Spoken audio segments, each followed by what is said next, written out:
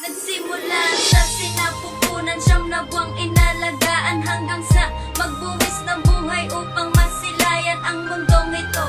Ang mundo na tila kay ganda dahil sa walang kasawa-sawa niyang pag-aalaga at paggabay sa amin patungo sa magandang kinabukasan. Ngunit patawad dahil kami ay naligaw ng landas. Kahit gaano katigas ang aming ulo, wala pa rin katumbas ang pagpapasensya na sa inyo ay aming natamo.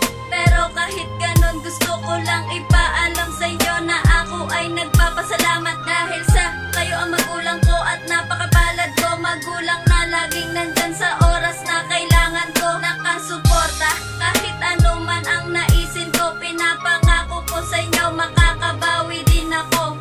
Babawi din ako sa lahat ng sakripisyo nyo. Lahat ay gagawin ko, maging maligaya lang kayo. Aking ina, salamat sa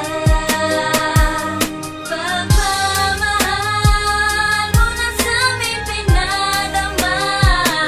Ang gawitin na ito'y alay lang sa'yo, pagkat nandito ka sa puso ko.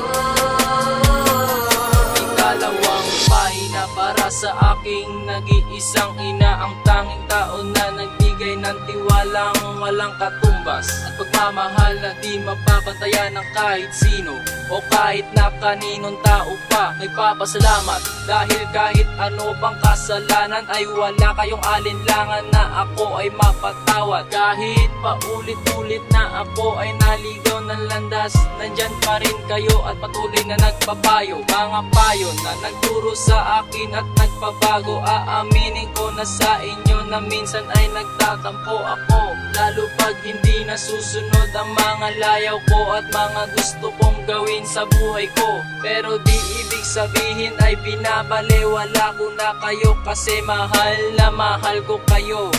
Hindi na magbabago yun kahit baliktarin pa ang mundo. Inay patawad sa mga nagawang kasalanan ko. Aking ina,